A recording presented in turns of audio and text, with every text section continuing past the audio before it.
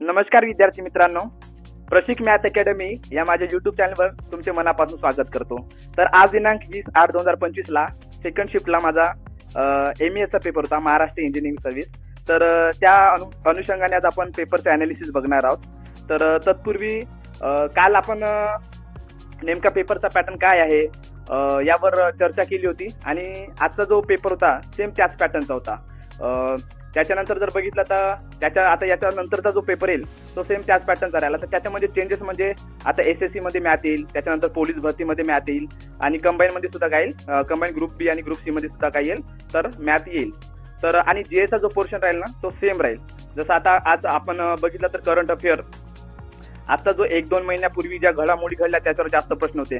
आजच्या पेपरमध्ये August, September या महिन्याच्या जास्तीत जास्त घडामोडी आज पाहायला मिळाल्या मला. त्यानंतर मग ऑगस्ट महिन्याचा जास्त होता आणि ऑगस्ट महिन्याचा जो करंट अफेअरचा व्हिडिओ आहे अनालिसिस तो मी YouTube वरती आधी घेतलेला आहे. तर तो तुम्ही एकदा जाऊन चेक करून घ्या आणि तो पाहून घ्या. मला आज त्याच्यावर जवळपास 4 ते 5 प्रश्न आले होते. सो आणि तुमच्याकडे जर सप्टेंबर महिन्याचं एखादी मासिक असेल तर ते चांगल्या प्रकारे वाचून घ्या आणि YouTube वरून तुम्ही एखादी व्हिडिओ पाहून घ्या सप्टेंबर महिन्याचा, ज्याच्यामध्ये सगळ्या घडामोडी कव्हर झाल्या. कारण की ऑगस्ट सप्टेंबर महिन्याच्या घडामोडी मला जास्त दिसल्या. सो GA चे प्रश्न जे होते ते सुद्धा करंटला धरूनच होते, म्हणून करंटचा अभ्यास तुम्ही जास्तीत जास्त करा. सो आता हे जे लेक्चर होणार आहे याची जर तुम्हाला PDF जर पाहिजे असेल तर ते आपल्या टेलिग्राम चॅनलला आम्ही अपलोड केलेली आहे. सो टेलिग्रामची लिंक मी डिस्क्रिप्शन बॉक्समध्ये देऊन देईन तुम्हाला. सो आपण आज एनालिसिसला सुरुवात करू मग.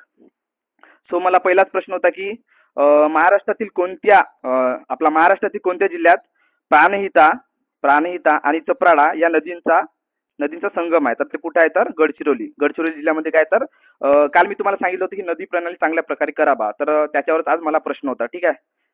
त्याच्यानंतर मग गडचिरोलीला धरून दुसरा प्रश्न होता की सुरजागड म्हणजे गडचिरोली जिल्ह्यामध्ये कोणते लोह खनिज प्रकल्प सुरू झालेले आहे. तर ते कोणते? सुरजागड इथे लोह खनिज प्रकल्प सुरू झालेले आहे. त्याच्यानंतर भूगोलवर प्रश्न होता मला कोणता? भारताने जगाच्या एकूण भूभागापैकी सुमारे किती तर 2.4% क्षेत्र व्यापलेले आहे. त्याच्यानंतर प्रश्न होता की ऑस्ट्रेलिया हा एकमेव खंड आहे जिथे काय म्हणजे प्रश्न असा होता की असा कोणता खंड आहे की ज्यामध्ये सक्रिय ज्वालामुखी नाही. ठीक आहे. त्याच्यामध्ये मग आशिया खंड दिला होता, आफ्रिका खंड दिला होता, त्याच्यानंतर युरोप खंड दिला होता आणि एक ऑस्ट्रेलिया खंड दिला. तर नाही, सक्रिय ज्वालामुखी नाही. तर ऑस्ट्रेलियामध्ये काय एकमेव असा खंड आहे जिथे सक्रिय ज्वालामुखी नाही. सो त्याचं उत्तर होतं ऑस्ट्रेलिया. ठीक आहे. त्याच्यानंतर हा प्रश्न माझा चुकला थोडा, कारण की याच्याबद्दल मला तेवढं डिटेल माहित नव्हतं. सो जगभरातील जे प्रमुख गवताळ प्रदेश आहेत यांच्यामध्ये चुकीचं ओळखायचं होतं. तर सवाना आफ्रिकामध्ये असं दिलं होतं. प्रेयरी हा इथं उत्तर अमेरिकेचा इथं ऑस्ट्रेलिया दिलं होतं, त्याच्यामुळे मी हा ऑप्शन मारला होता. त्याच्यानंतर पंपास जो आहे दक्षिण अमेरिकामध्ये दिला आहे. स्टेप जे आहे ते युरोप आशिया, वेळ जे आहे ते दक्षिण आफ्रिका आणि डाऊन जे आहे ते ऑस्ट्रेलिया. ठीक आहे. तर ते ऑस्ट्रेलिया मी प्रेयरीसाठी मारलं, त्याच्यामुळे तो माझा प्रश्न चुकला. ठीक आहे. त्याच्यानंतर मग 2011च्या जनगणनेनुसार जास्त शहरीकरण केलेले राज्य कोणते? तर ते कोणते होते? गोवा. ठीक आहे. संपूर्ण काय शहरीकरण झालेलं ते राज्य आहे. सो त्याच्यानंतर मग कलम 67 मला विचारली होती, ते आकस्मिक निधीवर होती, कलम 267.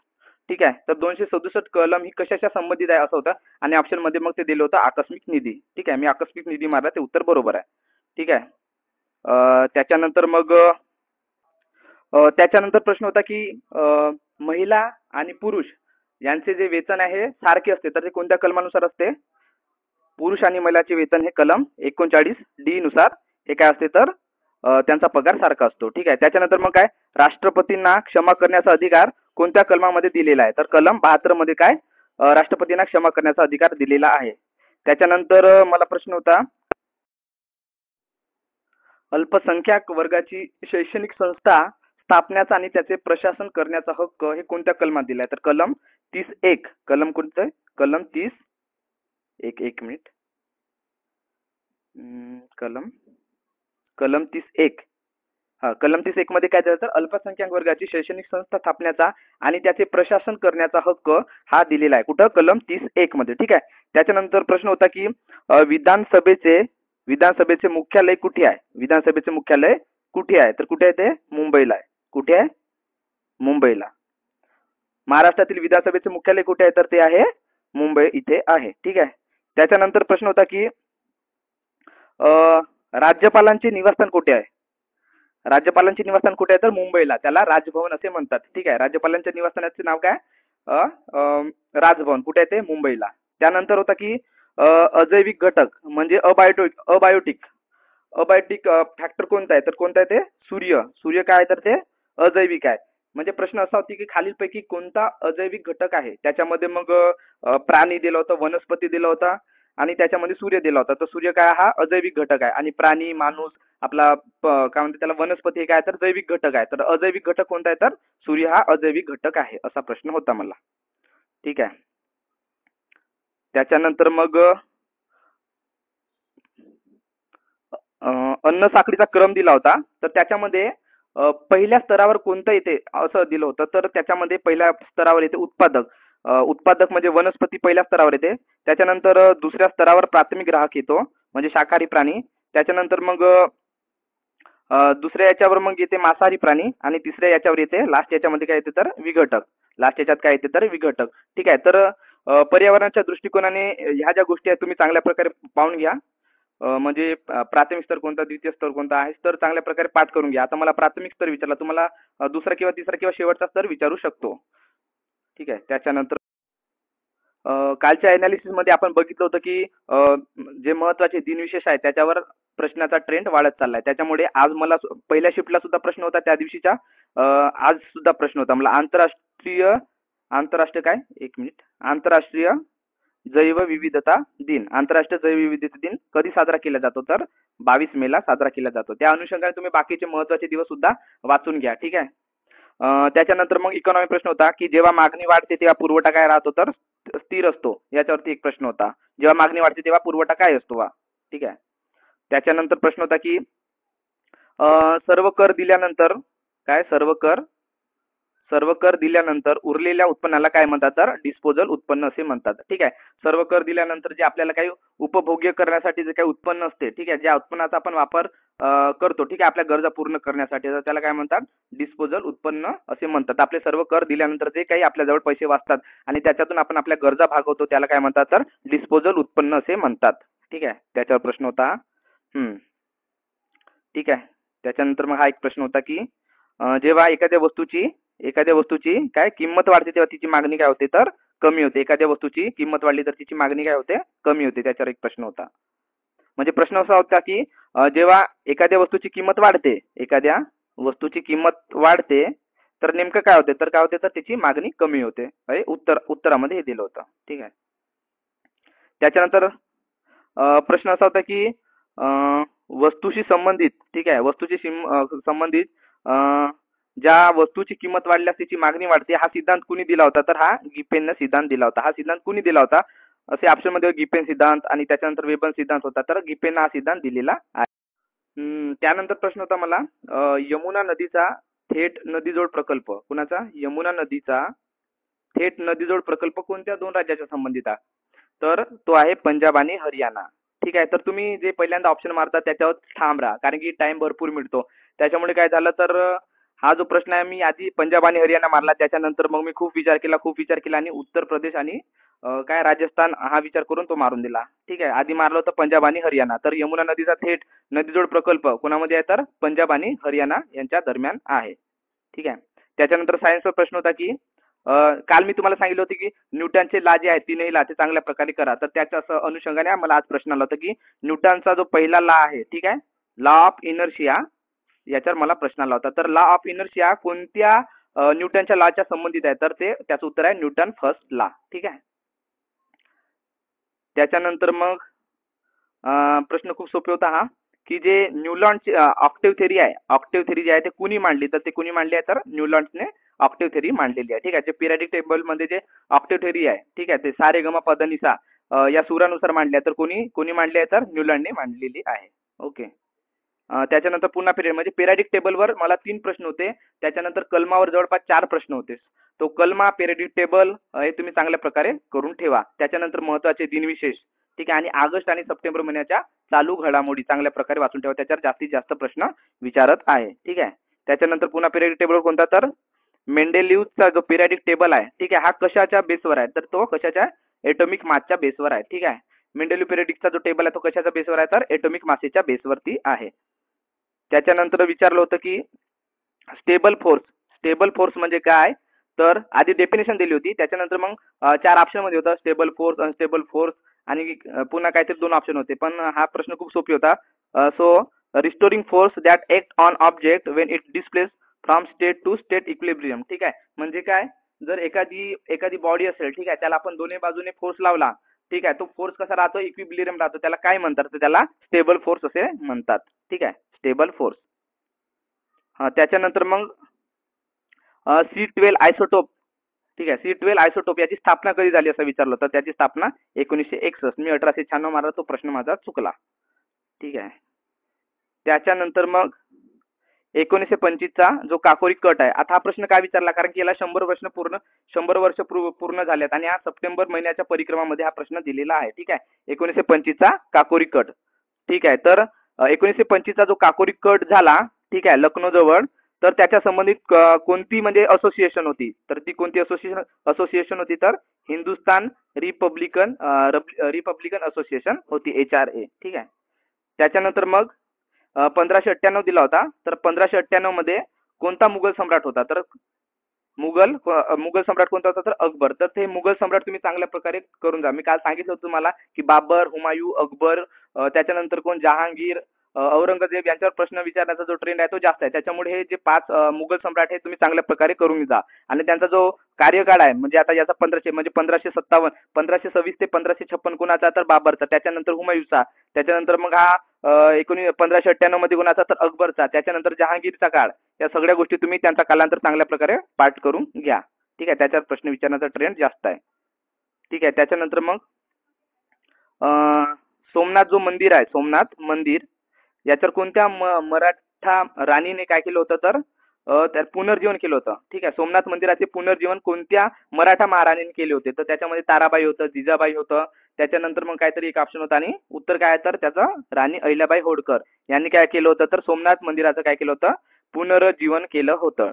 त्याच्यानंतर जे ओडिशातील जे विष्णू मंदिर आहे, ठीक आहे, ओडिशातील विष्णू मंदिर हे कोणते मंदिर म्हणून ओळखले जाते, तर जगन्नाथ मंदिर म्हणून ओळखले जाते. हा प्रश्न होता मला, ओडिशातील विष्णू मंदिर हे कशासाठी ओळखले जाते, तर ते जगन्नाथ मंदिर म्हणून ओळखले जाते, ठीक आहे. त्याच्यानंतर प्रश्न होता की भगवान विष्णूंना समर्पित असलेल्या अनेक महिला संतांपैकी अशी कोणती प्रसिद्ध महिला संत होती जे त्यांना काय होती, समर्पित होती. भगवान विष्णूंना समर्पित कोणती महिला संत होती, ती संत मीराबाई. संत मीराबाई काय होत्या, तर भगवान विष्णूंना समर्पित होत्या, ठीक आहे. हा प्राचीन भारताचा इतिहास आहे. त्याच्यानंतर मग अभियान, मी तुम्हाला सांगितलं होतं की महाराष्ट्रासंबंधी अभियान चांगल्या प्रकारे करून जा, ठीक आहे. महाराष्ट्रासंबंधी अभियान विचारले होते, ठीक आहे. तर पर्यावरणाच्या 5 घटकावर म्हणजे भूमी, जल, वायू, अग्नी, आकाश याच्या आधारित कोणते अभियान आहे, तर माझी वसुंधरा हे अभियान आहे. कोणते, माझी वसुंधरा अभियान. त्याच्यानंतर मग काय पश्चिम बंगालने काय केला, पश्चिम बंगालने म्हणजे प्रश्न असा होता की कोणत्या राज्याने श्रमश्री योजना म्हणजे कामगारांच्या पुनर्वसनासाठी श्रीमश्री योजना श्रमश्री योजना कोणत्या राज्याने सुरू केली, तर पश्चिम बंगाल या राज्याने सुरू केली. मी बिहार मारलं, त्याच्यामुळे हा प्रश्न माझा चुकला, ठीक आहे. त्याच्यानंतर मग काय, तर गणपतीपुळे, ठीक आहे. गणपतीपुळे महाराष्ट्रात कोणत्या जिल्ह्यामध्ये, असा प्रश्न होता, तर रत्नागिरी. नवरा माझा नवसाचा जर तुम्ही चित्रपट पाहिला असेल तर त्याच्या तो पिक्चर माझ्या लक्षात होता, त्याच्यामुळे हा माझा प्रश्न उत्तर बरोबर आला, ठीक आहे. तर गणपतीपुळे काय, तर महाराष्ट्रातील रत्नागिरी जिल्ह्यामध्ये आहे, ओके. त्याच्यानंतर मग हा बिलकुल करंटचा मुद्दा होता जो आता झाला 1-2 महिन्या पलीकडे. सो त्याच्यावर हा प्रश्न होता की पहलगाम हल्ल्याचा बदला घेण्यासाठी भारतीय सुरक्षा दलांनी ऑपरेशन कोणतं राबवलं, तर ऑपरेशन महादेव राबवलं. कशासाठी, पहलगाम हल्ल्याचा बदला घेण्यासाठी भारतीय सुरक्षा दलांनी ऑपरेशन महादेव राबवलं. याच्यावर हा प्रश्न होता, ठीक आहे. त्याच्यानंतर बिलकुल करंटचा मुद्दा हा होता, अलीकडेच काय झालाय, तर आंतरराष्ट्रीय नाणेनिधी म्हणजे इंटरनॅशनल मॉनिटरी फंडचे काय कार्यकारी संचालक पदी कोणाची नियुक्ती करण्यात आली, तर उर्जित पटेल यांची नियुक्ती करण्यात आली. कालच्या अनालिसिस जर तुम्ही व्हिडिओ बघितला असाल तर त्याच्यामध्ये नियुक्त्यामध्ये मी आंतरराष्ट्रीय नाणेनिधीचे कार्यकारी संचालक कोण झाले म्हणून हा प्रश्न घेतला होता. तर कोण झाले, उर्जित पटेल हे झालेले आहेत. कोण, आंतरराष्ट्रीय नाणेनिधीचे कार्यकारी संचालक. ओके. त्याच्यानंतर हा बिलकुल आत्ताचाच मुद्दा आहे की 2025चा रमन मॅग्सेसे पुरस्कार कुणाला मिळाला, तर एज्युकेटेड गर्ल्स या भारतीय संस्थेला तो जाहीर झालेला आहे. ठीक आहे. 2025चा रमन मॅग्सेसे पुरस्कार कुणाला मिळाला, तर एज्युकेट गर्ल्स या भारतीय संस्थेला जाहीर झालेला आहे. ओके. त्याच्यानंतर हा प्रश्न होता 2025चा काय मिस युनिव्हर्स किताब कोणी जिंकला, तर तो कोणी जिंकला, तर मनिका विश्वकर्मा. कोण, मनिका विश्वकर्मा यांनी 2025 मध्ये मिस युनिव्हर्सचा किताब जिंकलेला आहे. ओके. त्याच्यानंतर मग हा करंटचा मुद्दा आहे. जर तुम्ही माझी ऑगस्ट महिन्याची परिक्रमा जर अनालिसिस बघितला असेल तर त्याच्यामध्ये पहिल्याच जवळपास 2 मिनिटांमध्येच काय 2-3 मिनिटांमध्ये मी उद्दिष्टांचा ठराव आणि हे 42वी घटना दुरुस्ती या दोन्ही घटना घेतल्या होत्या. तर त्या अनुषंगाने हा प्रश्न या पेपरमध्ये आला होता. तर हा करंटला धरून आहे. ठीक आहे. तर उद्दिष्टांचा ठराव हा 13 डिसेंबर 1946 मध्ये कोणी मांडला, तर त्याचं उत्तर होतं पंडित जवाहरलाल नेहरू यांनी उद्दिष्टांचा ठराव मांडला. त्याच्यानंतर त्याच बेसवर एक पुन्हा प्रश्न होता की 1976 मध्ये 42च्या घटना दुरुस्तीनुसार कोणते शब्द समाविष्ट करण्यात आले होते, तर समाजवादी आणि धर्मनिरपेक्ष हे दोन शब्द 1976च्या 42व्या घटना दुरुस्तीनुसार काय करण्यात आले, तर समाविष्ट करण्यात आले. ठीक आहे.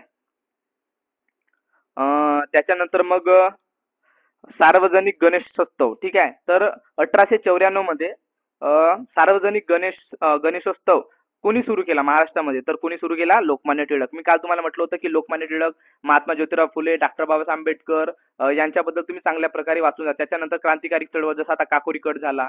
ठीक आहे. त्याला करंटला धरून होता तो मुद्दा, पण तो क्रांतिकारक चळवळीमध्ये येते. तर ह्या महापुरुष आणि आपले समाज सुधारक आणि क्रांतिकारी चळवळ ह्या तुम्ही चांगल्या प्रकारे करून ठेवा. ठीक आहे. सो त्या अनुषंगाने लोकमान्य टिळकांवर प्रश्न विचारला होता. ठीक आहे. काय, तर त्यांनी काय सार्वजनिक गणेशोत्सव सुरू केला. कधी, 1894 मध्ये. कुठे, पुण्यामध्ये. ठीक आहे. त्याच्यानंतर प्रश्न होता महात्मा ज्योतिराव फुले यांच्यावर प्रश्न होता. काल मी म्हटलं होतं की महात्मा ज्योतिराव फुलेवर प्रश्न विचारू शकतो कारण की आपली एक्झाम महाज्योती आहे. त्याच्यानंतर बार्टी होती. काल बाबासाहेब आंबेडकरवर प्रश्न होता. आज ज्योतिराव फुलेवर, उद्या शाहू महाराजांवर प्रश्न येईल. ठीक आहे. तर त्या अनुषंगाने तुम्ही महात्मा ज्योतिराव फुले, डॉक्टर बाबासाहेब आंबेडकर आणि राजर्षी शाहू महाराज, त्याच्यानंतर छत्रपती शिवाजी महाराज हे मुद्दे तुम्ही चांगल्या प्रकारे वाचून ठेवा. ठीक आहे. त्याच्यानंतर काय तर प्रश्न असा होता की 19व्या शतकात अनेक समाज सुधारकांनी काय रूढ्या, परंपरा आणि विचारसरणींना विरोध केला होता. तर 19व्या शतकात कोणत्या समाज सुधारकाने जुन्या रूढी परंपराचा विरोध केला होता, तर कोणी केला होता, तर महात्मा ज्योतिराव फुले यांनी केला होता. ठीक आहे. त्याच्यानंतर आता बघा शिवाजी महाराज, मराठा साम्राज्य आणि शिवाजी महाराजांवर खूप प्रश्न विचारतात. त्याच्यामुळे त्या अनुषंगाने तुम्ही काय हा मुद्दा चांगल्या प्रकारे वाचून ठेवा. सो शिवाजी महाराजांचे नाव जे आहे आपलं काय वाघनख. ठीक आहे. म्हणजे प्रश्न असा होता की अफजल खानाचा जेव्हा अफजल खानाचा काय वध केला तेव्हा शिवाजी महाराजांनी काय वापरले होते, त्याला काय म्हणतात, तर त्याला म्हणतात वाघनख. हे ऑप्शन मध्ये उत्तर होतं वाघनख. ठीक आहे. तर अलीकडेच आपण काय शिवाजी महाराजांचे वाघनख आणले. ठीक आहे. तर त्या अनुषंगाने हा प्रश्न कुठे इंग्लंड मधून शिवाजी महाराजांचे वाघनख आणले, त्या अनुषंगाने हा प्रश्न आला होता. हा करंटला धरून होता. ठीक आहे. त्याच्यामुळे हा मुद्दा तुम्ही चांगल्या प्रकारे कव्हर करून ठेवा. त्याच्यानंतर मोमेंटम याच्यावर होतं, म्हणजे मास आणि वेलॉसिटी यांचा जो संबंध आहे, म्हणजे मास आणि वेलॉसिटी यांचा प्रॉडक्ट, त्याला काय म्हणतात, त्याला मोमेंटम असे म्हणतात. ठीक आहे. त्याच्यावर हा प्रश्न होता. त्याच्यानंतर मग एवोगॅड्रोची संख्या काय, एवोगॅड्रोचा नंबर काय, त्याच्यावर एक प्रश्न होता. तर एवोगॅड्रोचा नंबर काय 6.022 इंटू 10⁻23 6.022 इंटू 10⁻23 काय एवोगॅड्रोचा नंबर आहे. ठीक आहे. हा केमिस्ट्रीचा प्रश्न होता. त्याच्यानंतर प्रश्न होता की जे मराठा असा कोणता मराठा साम्राज्यातील राजा होता ज्याने काय धन्वंतरी महाल प्रयोगशाळेची स्थापना केली होती, तर तो कोण होता, सरफोजी दुसरे. कोण, सरफोजी दोन हे काय होते, तर धन्वंतरी महाल प्रयोगशाळेची त्यांनी स्थापना केली होती. हे कोण, मराठा राजे होते. कोण, सरफोजी दोन हे काय होते, मराठा राजे होते. त्यांनी काय केलं, तर धन्वंतरी महाल प्रयोगशाळेची स्थापना केली. ठीक आहे. त्याच्यानंतर लाभ कन्झर्वेशन ऑफ मास. ठीक आहे. तर ही थिअरी कोणी दिली होती, तर हा कॉन्सेप्ट कोणी दिला होता, तर प्रिस्टने दिली होता. कोणी दिला होता? प्रिस्टने दिला होता. Law of conservation of mass हा जो जो आपला काय म्हणते कॉन्सेप्ट हा कोणी दिला होता? तर हा प्रिस्टने दिला होता. ठीक आहे. त्याच्यानंतर मग एमायलेज काय? तर असा कोणता प्रोटीन जो आहे, प्रोटीन एन्झाइम ज्यात काय कार्बोहायड्रेट जो आपल्या शरीरामध्ये आपल्या पोटामध्ये डायजेस्ट होतो. ठीक आहे. तर तो कोणता आहे? अमायलेज. ठीक आहे. अमायलेज काय? हा प्रोटीन एन्झाइम आहे जो आपल्या म्हणजे प्रोटीन असा कोणता प्रोटीन एन्झाइम आहे जो डायजेस्ट होतो आपल्या पोटात, तर तो कोणता आहे? अमायलेज. ठीक आहे. त्याच्यानंतर मग सलायवरी ग्लँडवर एक प्रश्न होता की आपण जेव्हा एखादी अन्न वगैरे गिळतो, ठीक आहे, तर आपल्या जे तोंडामध्ये जे क्रिया होते त्याला काय म्हणतात? तर सलायवरी रिॲक्शन असं काहीतरी होतं. ठीक आहे. तर त्याचं उत्तर इथे सलायवरी रिॲक्शन. ठीक आहे. त्याच्यानंतर मग जे ह्युमन ब्रेनचे जे क्रॅनियल नर्व्स आहेत त्याच्या पेअर किती आहे असं विचारलं होतं. ठीक आहे. थोडं डीप मध्ये चाललाय, त्याच्यामुळे तुम्ही ब्रेन ह्युमन बॉडीबद्दल थोडंफार चांगल्या प्रकारे करून ठेवा. ठीक आहे. त्याच्यानंतर आपली डायजेस्टिव्ह सिस्टीम, त्याच्यानंतर मग आपलं काय आपलं जे एन्झाईम्स वगैरे आहेत, प्रोटीन्स वगैरे आहेत, ते तुम्ही चांगल्या प्रकारे करून ठेवा. त्याच्यानंतर विटॅमिन्स चांगल्या प्रकारे करून ठेवा. त्याच्यावर पण समोरच्या शीटमध्ये प्रश्न येऊ शकतात. सो त्या अनुषंगाने काय तर ह्युमन जे आपली ह्युमन बॉडी आहे त्या ब्रेनमध्ये किती क्रॅनियल नर्व्स असतात? ते पेअर असतात, तर 12 पेअर्स असतात. ओके. त्याच्यानंतर मग हां, तर ग्रोथ हार्मोन जर जास्त आपल्या शरीरामध्ये जर ग्रोथ हार्मोन जास्त प्रमाणात जर वाढले तर काय होतं असा प्रश्न होता. तर काय होते? तर गिगॅन्टिझम म्हणजे काय होते? तर आपण आपली उंची जास्त वाढते. जर आपले ग्रोथ हार्मोन जर काय झाले, जर जास्त वाढले, एक्सेसिव्ह प्रमाणात झाले, तर काय होते? आपले उंची जास्त वाढते. आणि जर ग्रोथ हार्मोन जर कमी प्रमाणात असेल तर आपण काय ड्वार्फिझम म्हणजे काय? तर आपली उंची कमी राहते, आपण बुटके राहतो, त्याला ड्वार्फिझम म्हणतात. ठीक आहे. तर समोरच्या नेक्स्ट मध्ये तुम्हाला ड्वार्फिझमवर प्रश्न विचारू शकते, त्याच्यामुळे हा मुद्दा चांगल्या प्रकारे कव्हर करून ठेवा. ठीक आहे. तर गिगॅन्टिझम म्हणजे काय? तर जास्त प्रमाणात ग्रोथ हार्मोन वाढतात आणि ग्रोथ हार्मोन जर कमी असते त्याला काय म्हणतो आपण? ड्वार्फिझम. ठीक आहे. बुटका म्हणतात, ठीक आहे, ठेंगूपणा. त्याच्यानंतर मी म्हटलं होतं की पहिल्या घडामोडी चांगल्या प्रकारे करून ठेवा. ठीक आहे. तर त्याच्यामध्ये पहिल्या घडामोडीमध्ये काय विचारलं? तर भारताचे पहिले मुख्य निवडणूक आयुक्त कोण आहेत? तर सुकुमार सेन हे काय? तर भारताचे पहिले मुख्य निवडणूक आहेत. आता या अनुषंगाने तुम्ही महाराष्ट्राचे पहिले मुख्य आयुक्त कोण आहेत? त्याच्यानंतर महाराष्ट्राचे पहिले राज्यपाल कोण आहेत? त्याच्यानंतर महाराष्ट्राचे पहिले मुख्यमंत्री कोण आहेत? त्या महाराष्ट्राच्या पहिल्या घडामोडी आणि भारताच्या पहिल्या घडामोडी ह्या चांगल्या प्रकारे करून ठेवा. समोरच्या शिफ्टमध्ये याच्यावर प्रश्न येऊ शकतात. ठीक आहे. त्याच्यानंतर मग हां, उत्पन्नातील किंवा संपत्तीतील असमानताचे मोजमाप कशाने केले जाते? असा एक प्रश्न होता की उत्पन्नातील किंवा संपत्तीतील असमानतेचे मोजमाप कशाने केले जाते? तर गिनी गुणांकाने केले जाते. त्याचं उत्तर काय होतं? गिनी गुणांक हे उत्तर होतं. ठीक आहे. त्याच्यानंतर मग आता सलमान खानवर खूपदा घोड्या झाडण्याचा प्रयत्न केला. कोणी? बिश्नोईने, ते रवी बिश्नोई. ठीक आहे. रवी बिश्नोई, त्याचं नाव माहित नाही, बिश्नोई काहीतरी. ठीक आहे. तर पर्यावरण संरक्षण आणि वन्यजीव बदल यावर आधार काय म्हणतात? यावर विशेष भर दिला जातो. ठीक आहे. असा कोणता समाज आहे जो पर्यावरण संरक्षण आणि वन्यजीवाबद्दल विशेष भर देत होता? तो बिश्नोई समाज. कारण की सलमान खानने काय हरणीची हत्या केली, त्याच्यामुळे काय झालं? बिश्नोई समाजाचं काय झालं? मन दुखावलं. त्याच्यामुळे त्या त्या अनुषंगाने हा मुद्दा लक्षात ठेवायचा होता. सो हा खूप सोपी प्रश्न होता की संरक्षण आणि संरक्षण आणि काय? पर्यावरण संरक्षण आणि वन्यजीवाबद्दल आदर या विशेष भर दिला जातो. कोणता समाज देतो याच्यावर भर? तर बिश्नोई समाज देतो. ठीक आहे.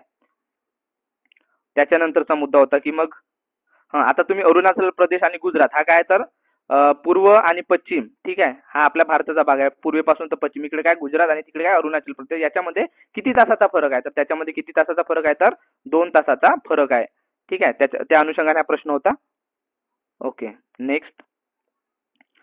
त्याच्यानंतर होता की नेब्युलर थेरी काय? नेब्युलर थेरी कोणी दिली? तर नेब्युलर थेरी कोणी दिली? नेब्युलर थेरी कोणी दिली? तर इमॅन्युअल कांट यांनी काय दिली? नेब्युलर थेरी दिलेली आहे. ठीक आहे. त्याच्यानंतर मग समुद्र वाळवंट काय?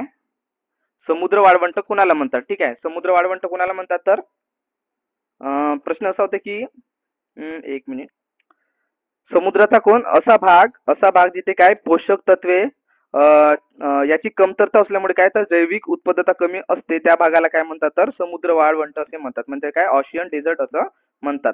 ठीक आहे. ऑशियन डेझर्ट कुणाला म्हणतात? तर समुद्राचा असा भाग जिथे काय पोषक तत्वे आणि काय उत्पादकता काय असते? तर कमी असते, अशा ठिकाणाला काय म्हणतात? तर समुद्र वाळवंट असे म्हणतात.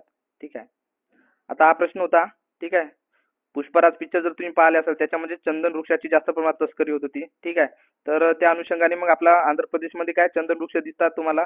ठीक आहे. तर ते काय तर भारतीय उष्णकटिबंधीय पर्णपाती जंगलामध्ये येतात. तर प्रश्न असा होता की चंदन वृक्ष कोणत्या वनामध्ये आढळतात. तर कुठे आढळतात तर भारतीय काय उष्णकटिबंधीय पर्णपाती वनामध्ये ते आढळतात. चंदन वृक्ष कुठे आढळतात. ठीक आहे. त्या त्या अनुषंगाने तुम्ही मग पानझडी वने वगैरे चांगल्या प्रकारे करून ठेवा. म्हणजे जे वनाचे प्रकार आहेत 6-7 ते चांगल्या प्रकारे करून ठेवा. ओके. नेक्स्ट. त्याच्यानंतर मग तर नेक्स्ट प्रश्न असा होता की काय चीन जो आहे चीन काय तर आर्थिक आर्थिक कॉरिडॉर काय चीन चीन हा आर्थिक कॉरिडॉर आणि रेल्वे यासारख्या महत्त्वाच्या प्रकल्पांना पुढे नेत आहेत. ठीक आहे. तर हा जो प्रकल्प आहे प्रादेशिक कनेक्टिव्हिटी किंवा विकासासाठी चीन जो आहे तो कोणत्या देशासोबत हे करत आहे तर भागीदारी करत आहे तर कोणत्या लाओस या देशासोबत भागीदारी करत आहे. ठीक आहे. यांच्यामध्ये हे धोरणात्मक आहे भागीदारी आहे. ठीक आहे. चीन आणि लाओस या देशाच्या दरम्यान. ठीक आहे. तर उत्तर काय होतं त्याचं लाओस होतं. ठीक आहे. त्याच्यानंतरचा प्रश्न होता हा हा प्रश्न आपण घेतला आय थिंक पंजाब आणि हरियाणा वाला. ठीक आहे. त्याच्यानंतर हा खूप प्रश्न मजेशीर होता. तर विधानसभेमध्ये काय विधानसभेत मोबाईलवर रमी खेळताना पकडलेले कृषी मंत्री कोणते. ठीक आहे. तर काल मी तुम्हाला मंत्र्याची यादी दिली होती. सगळे मंत्र्याचे नाव सांगितले होते. तर मंत्र्यावर प्रश्न विचारतो आणि या शिफ्टला सुद्धा करंटच्या अनुषंगाने प्रश्न मला होता. ठीक आहे. तर काय विधानसभेत मोबाईलवर रमी खेळताना पकडलेले कृषी मंत्री आता त्यांना क्रीडा मंत्री पद देण्यात आलंय. तर ते कोण माणिकराव कोकाटे हे होते. ठीक आहे. आता ते कृषी आपला आता क्रीडा मंत्री आहेत. पण जेव्हा ते असे जे प्रकरण सापडलं होतं रमी खेळताना ते विधानसभेमध्ये तर ते तेव्हा कोणते मंत्री होते तर कृषी मंत्री होते. ठीक आहे. कोण माणिकराव कोकाटे. ठीक आहे. या अनुषंगाने तुम्ही बाकीचे मंत्री चांगल्या प्रकारे करून ठेवा. समोरच्या शिफ्टला मंत्र्यावर प्रश्न येऊ शकतात. ओके. मग ते केंद्रीय कॅबिनेट मिनिस्टर असोत की मग ते राज्य मंत्रिमंडळातले मंत्री असोत. ओके. त्याच्यानंतर मग तर काय हा खूप महत्वाचा प्रश्न होता की ह्युमन डेव्हलपमेंट इंडेक्स. ठीक आहे. काय ह्युमन डेव्हलपमेंट इंडेक्स. ठीक आहे. तर या अनुषंगाने तुम्ही बाकीचे चांगल्या प्रकारे इंडेक्स करून ठेवा जेवढे काही इंडेक्स आहे ते. त्याच्यानंतर मग भारताचा क्रमांक किती येतो शांततेमध्ये म्हणा किंवा मग मानवी विकास निर्देशांक. त्याच्यानंतर मग शांततेमध्ये झाला. त्याच्यानंतर मग पत्रकारितेमध्ये कितवा रँक येते. तर या अनुषंगाने तुम्ही बाकीच्या गोष्टी चांगल्या प्रकारे करून ठेवा. सो मला आज विचारलं होतं की ह्युमन डेव्हलपमेंट इंडेक्स मध्ये काय तर पहिला कोणता देश आहे. ठीक आहे. पहिला कोणता देश आहे तर आइसलँड हा पहिला देश आहे. आणि भारत कितवा आहे तर ह्युमन डेव्हलपमेंट इंडेक्स मध्ये 2025 याच्यानुसार 130वा आहे. ठीक आहे. भारत कितवा आहे 130वा 0.685 पॉईंटने. ठीक आहे. आणि पहिल्या नंबर कोण आहे तर आइसलँड. ठीक आहे. तर ह्युमन डेव्हलपमेंट इंडेक्स मध्ये टॉपर कोण आहे अव्वल देश कोणता आहे तर आइसलँड. आणि भारत कितवा आहे तर 130वा आहे. ठीक आहे. त्याच्यानंतर मग तर ईशान्येकडील भागात प्रश्न असा होता की ईशान्येकडील भागामध्ये म्हणजे आसाममध्ये पहिला कॉरिडॉर सुरू करण्यात आला औद्योगिक कॉरिडॉर सुरू करण्यात आला. तर भारतामध्ये दुसरा औद्योगिक कॉरिडॉर कुठे सुरू करण्यात आला. ठीक आहे. भारतातील दुसरा औद्योगिक कॉरिडॉर कुठे सुरू करण्यात आला तर कुठे सुरू करण्यात आला तामिळनाडू येथे सुरू करण्यात आला. कुठे तामिळनाडू राज्यात. मी महाराष्ट्र मारला होता त्याच्यामुळे माझा प्रश्न चुकला. ठीक आहे. तर भारतातील दुसरा काय औद्योगिक कॉरिडॉर कुठे सुरू करण्यात आला तर तामिळनाडू राज्यात सुरू करण्यात आला. ठीक आहे. त्याच्यानंतर मग विधानसभेची बैठक. ठीक आहे. विधानसभेची बैठक कुठे होते तर मुंबई येथे होते. ठीक आहे. मुंबई येथे विधान भवनामध्ये विधानसभेची बैठक होते. त्याच्यानंतर मग काल मी तुम्हाला सांगितलं होतं की राज्यपाल त्याच्यानंतर मग विधानसभा विधान परिषद आपला राष्ट्रपती उपराष्ट्रपती त्याच्यानंतर मग लोकसभा विधानसभा आपला राज्यसभा हे चांगल्या प्रकारे करून ठेवा. तर त्या अनुषंगाने मला हा प्रश्न आला होता. ठीक आहे. विधानसभेवर प्रश्न आला एक. ठीक आहे. त्याच्यानंतर मग राज्यपालावर आला प्रश्न. तर राज्यपाल महाराष्ट्राचा जो राज्यपाल आहे त्याच्या निवासस्थानाला काय म्हणतात तर त्याच्या निवासस्थानाला राजभवन असे म्हणतात. ते कुठे आहे मुंबईमध्ये आहे. ठीक आहे. सो नेक्स्ट मुद्दा बघू आपण. आता श्यामाप्रसाद मुखर्जी यांनी काय ऑक्टोबर 1951 मध्ये कोणत्या पक्षाची स्थापना केली होती तर त्यांनी कोणत्या पक्षाची स्थापना केली होती जनसंघ या पक्षाची स्थापना केली होती. ठीक आहे. त्याच्यानंतर मग ह्या प्रश्नाचं मला उत्तर मिळालं नाही की लोकसभेची जी पहिली निवडणूक झाली 1951 मध्ये तर त्याचा सर्वात मोठा विरोधी पक्ष कोणता होता. याचं उत्तर मला काही मिळालं नाही. मी गुगल सर्च केला पण मला काही मिळालेलं नाही. ठीक आहे. तुम्ही बघून घ्या. तुम्हाला जर मिळेल तर मला कमेंट बॉक्समध्ये सांगा याचं उत्तर काय आहे. ओके. सो नेक्स्ट प्रश्न. तर 1957 मध्ये काय तर स्वातंत्र्य काय म्हणजे स्वातंत्र्य असा कोणता म्हणजे राज्य होतं ज्याने स्वतंत्रपणे निवडणूक लढवली होती, तर ते राज्य होतं तामिळनाडू. हे राज्य होतं काय ज्याने स्वतंत्रपणे निवडणूक लढवली होती. ओके. त्याच्यानंतर मग हा खूप सोपी प्रश्न होता की कावेरी नदीचा उगम कोणत्या राज्यात झाला, तर कुठे झाला? कर्नाटक राज्यामध्ये कावेरी नदीचा उगम झाला. त्याच्यानंतर मग हा बघा आता ऑगस्ट 2025 चा प्रश्न. ठीक आहे, तर ऑगस्ट आणि सप्टेंबरच्या परिक्रमा तुम्ही चांगल्या प्रकारे करून ठेवा. तसा मी युट्यूबला माझा व्हिडिओ टाकलेला आहे ऑगस्ट महिन्याचा 3 पार्ट मध्ये, तो चांगल्या प्रकारे पाहून घ्या. तिथून मला जवळपास 4 ते 5 प्रश्न आले होते. सो सो तुम्ही ऑगस्ट महिना आणि सप्टेंबर महिना, ठीक आहे, सप्टेंबर महिन्याची तुमच्याकडे परिक्रमा नसेल तर परिक्रमा कोणाची तरी मागून वाचा, नाही तर स्वतः घेऊन वाचा, पण परिक्रमा वाचून जा सप्टेंबर महिन्याची. ठीक आहे, किंवा मग युट्यूबवर एखादी व्हिडिओ असेल सप्टेंबर महिन्याचा, तो चांगल्या प्रकारे पाहून घ्या. आता माझ्याजवळ टाइम नसल्यामुळे मला काही अपलोड करता आला नाही सप्टेंबर महिन्याचा व्हिडिओ. ठीक आहे, त्याचा मी आता उद्या माझा मेनचा पेपर आहे 21 तारखेचा, त्याच्यानंतर मी मग पुन्हा आपली लेक्चर सिरीज हे कंटिन्यू सुरू राहील. कोणती परिक्रमाची नाही का, म्हणजे जानेवारी, फेब्रुवारी, मार्च, एप्रिल, मे, जून सगळ्या आपण परिक्रमा कव्हर करून घेऊ. ठीक आहे. सो काय तर EAC ग्लोबल कनेक्ट समिट ही कुठे झाली, तर ऑगस्ट 2025 मध्ये कुठे झाली? नैरोबी येथे झाली. काय? EAC ग्लोबल कनेक्ट समिट कुठे झाली? ऑगस्ट 2025 नैरोबी येथे झाली. ठीक आहे. त्याच्यानंतर मग क्योटो प्रोटोकॉल याच्यावरती प्रश्न होता. हा, वाढते उत्सर्जन कमी करण्यासाठी कोणते प्रोटोकॉल हे लागू करण्यात आले? ठीक आहे, म्हणजे वाढते उत्सर्जन कमी करण्यासाठी कोणते प्रोटोकॉल होते, तर ते क्योटो प्रोटोकॉल होते. तर या अनुषंगाने तुम्ही मग मॉन्ट्रियल प्रोटोकॉल वाचून ठेवा. त्याच्यानंतर पॅरिस करार. ठीक आहे, तर हे पर्यावरणातील काही करार आहे ते तुम्ही चांगल्या प्रकारे वाचून ठेवा पर्यावरणासंबंधित. सो याचं काय उत्तर येते? वाढते उत्सर्जन कमी करण्यासाठी क्योटो प्रोटोकॉल. ठीक आहे, तर पर्यावरणावर खूप प्रश्न विचारत आहे, त्याच्यामुळे पर्यावरण चांगल्या प्रकारे वाचून घ्या. त्याच्यानंतर मग होता आरोग्य, शिक्षण आणि राहणीमान. आरोग्य, शिक्षण आणि राहणीमान हे काय, तर कशामध्ये येतात? तर हे बहुआयामी दारिद्र्य निर्देशांक. आणि आरोग्य, शिक्षण आणि काय दरडोई उत्पन्न हे 3 कुठे येतात आयाम? तर हे ह्युमन डेव्हलपमेंट इंडेक्स म्हणजे मानवी विकास निर्देशांकामध्ये येतात. सो आरोग्य, शिक्षण आणि राहणीमान हे कुठे येतात? तर बहुआयामी दारिद्र्य निर्देशांक येतात, मल्टी डायमेन्शनल पॉवर्टी इंडेक्स. ठीक आहे, प्रश्न काय होता? तर आरोग्य, शिक्षण आणि राहणीमान हे काय तर दारिद्र्याच्या कोणत्या निर्देशांकात येतात? ते कुठे येतात? तर बहुआयामी दारिद्र्य निर्देशांकात येतात. ओके. त्याच्यानंतर सायन्सचा प्रश्न होता. ठीक आहे, सायन्सचा प्रश्न काय होता की काय पहिले नाव वंशाचे म्हणजे जीनस आणि दुसरे नाव कशाचे, तर जातीचे म्हणजे स्पीसीजचे नाव. तर या पद्धतीला कोणती पद्धत म्हणतात? तर या पद्धतीला द्विनाम पद्धती म्हणतात. काय म्हणतात? द्विनाम पद्धती, बाय नॉमेनक्लेचर सिस्टीम. काय म्हणतात?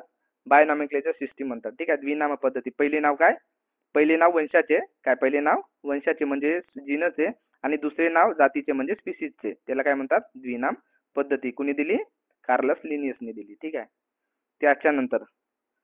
त्याच्यानंतर काय तर हे घाऊक किंमत निर्देशांक. काय? घाऊक किंमत निर्देशांक, होलसेल प्राइस इंडेक्स याला म्हणतात. ठीक आहे, WPI. आता याच्यासाठी काय कोणती गोल्डार समिती सुद्धा बसवलेली आहे. ठीक आहे, त्या अनुषंगाने समोरच्या शिफ्टला तुम्हाला त्याचा प्रश्न विचारू शकतो की WPI साठी कोणती समिती नेमण्यात आली आहे? तर गोल्डार समिती. ते काय करणार आहे? आता जो 2011चा आपला जो बेस इयर होता कशाचा, वर्ल्ड प्राइस इंडेक्स काढायचा. ठीक आहे, तर तो आता चेंज होणार. तो किती होणार आहे? तर 2020, मग 2020-21. त्याच्यानंतर जे आपण काय WPI जे काढू ते कोणाचा आधार घेऊ आपण?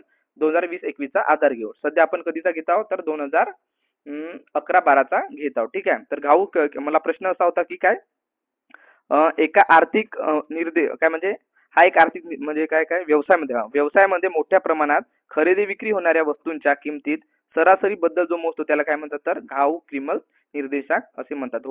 होलसेल प्राइस इंडेक्स म्हणजे WPI त्याला म्हणतात. ओके. त्याच्यानंतर मग काय होतं? तर राजकोषीय धोरण, त्यालाच काय म्हणतात? वित्तीय धोरण.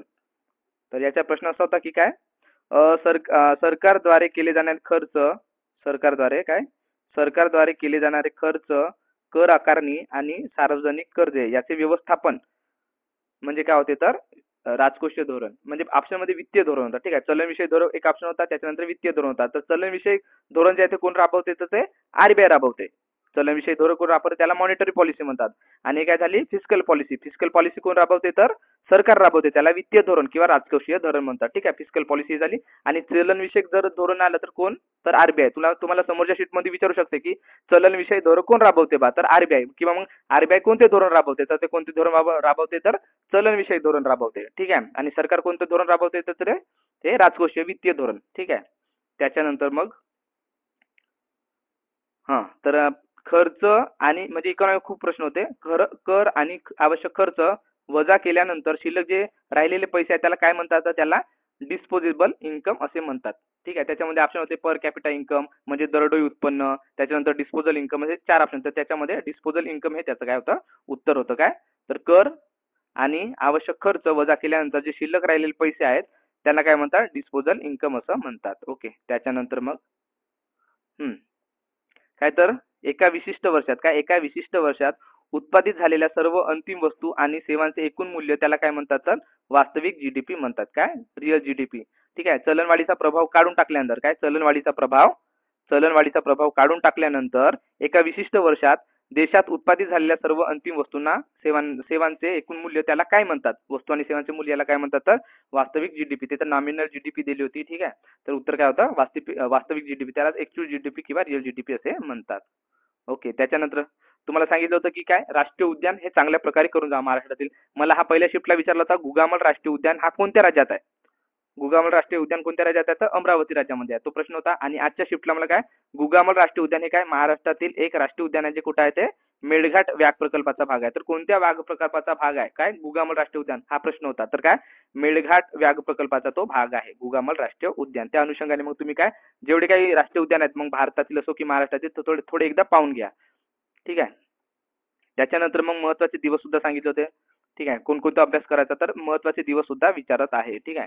तर 22 मे हा काय, तर आंतरराष्ट्रीय जैवविविधता दिन. ठीक आहे. जे महत्वाचे दिवस आहे ते तुम्ही थोडे पाहून घ्या. ओके. त्याच्यानंतर म्हणजे काय, हा बॅलन्स फोर्स आपण आधीच बघितला.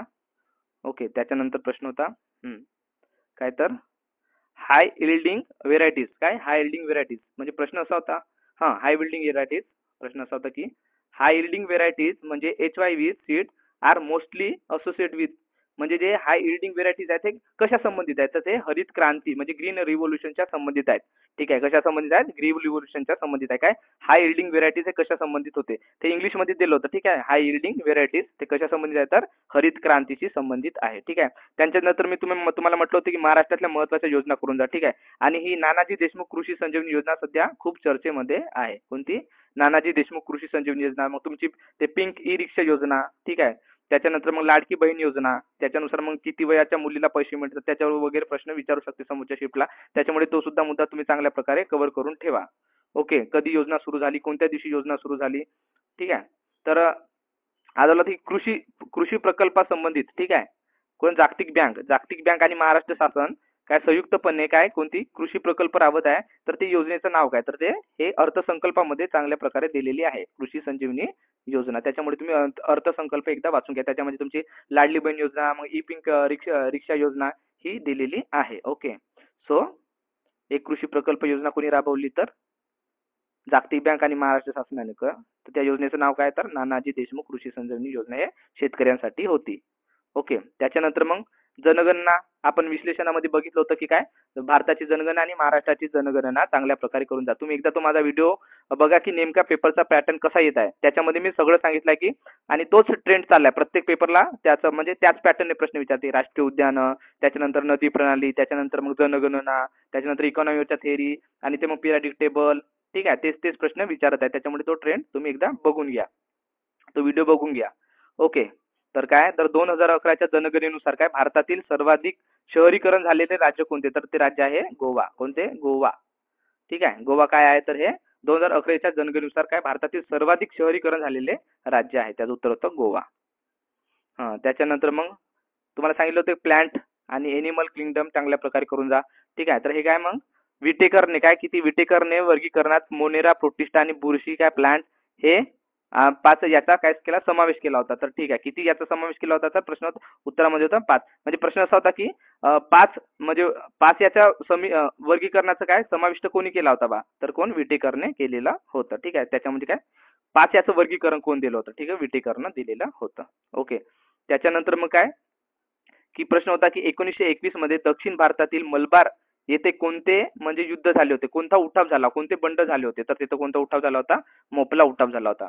ठीक आहे. भारतातील कुठं मलबार कुठं आहे तो केरळमध्ये कोणता उठाव झाला होता?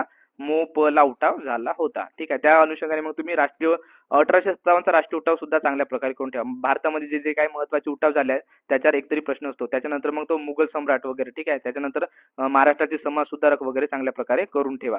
ठीक आहे. त्याच्यानंतर मग हे मोनोपॉलीवर एक प्रश्न होता. प्रश्न असा होता की मग जिथे बाजारात एकाच कंपनीचे काय जिथे बाजारात एकाच कंपनीचे किंवा विक्रेत्याचे वर्चस्व असते आणि त्या उत्पादनाचे किंवा सेवाचे इतर जवळचे पर्याय नसतात त्याला काय म्हणतात? तर मोनोपॉली म्हणतात. ठीक आहे. त्याला काय म्हणतात? मोनोपॉली मक्तेदारी म्हणतात. त्याच्यानंतर मग लास्ट प्रश्न उत्तर प्रदेशामधील ठीक आहे शहाजनपूर जिल्ह्यातील काय तर जलालाबाद या शहराचे नाव आता बदलले आहे. तर त्याचे नाव काय करण्यात आले आता? परशुरामपुरी करण्यात आलेले आहे. ठीक आहे. उत्तर प्रदेशमधील शहराचे नाव काय करण्यात आले आहे? तर परशुरामपुरी हे करण्यात आलं आहे. ठीक आहे. तर आता अशा प्रकारे प्रश्नाचा ट्रेंड आहे. नेमका पेपर कसा सोडवायचा तो जो माझा युट्यूबवरचा व्हिडिओ तुम्ही एकदा चांगल्या प्रकारे पाहून घ्या. तुम्हाला समजेल की काय वाचायला पाहिजे आणि काय वाचायला नाही पाहिजे. ठीक आहे. आणि आता याची PDF मी माझ्या टेलिग्राम चॅनलला टाकणार आहोत. तिथं तुम्ही ही PDF डाउनलोड करून घ्या. ठीक आहे. जर हा व्हिडिओ तुम्हाला आवडला असेल तर लाईक करा, शेअर करा आणि मित्रांना सबस्क्राईब करायला सांगा. ठीक आहे. So thank you so much. पुढच्या व्हिडिओला पुन्हा भेटू. उद्या मी पुन्हा घेऊन येईन विश्लेषण. ठीक आहे. आता सगळे जेवढे पेपर झाले त्यात आपण विश्लेषण पुन्हा एकदा घेऊन येऊ. ओके. जेणेकरून म्हणजे काय तुम्हाला UPSCचा जो पेपर होणार आहे त्याच्यामध्ये कामात येईल आणि त्याच्यानंतर मग तुमचे SSCचे पेपर आहेत त्याच्यामध्ये सुद्धा तुम्हाला कामाला येईल. आता समोर कंबाईनचे पेपर आहेत 2-3 दिवस त्याच्यामध्ये सध्या तुम्हाला काय कामाला येईल. ओके. धन्यवाद.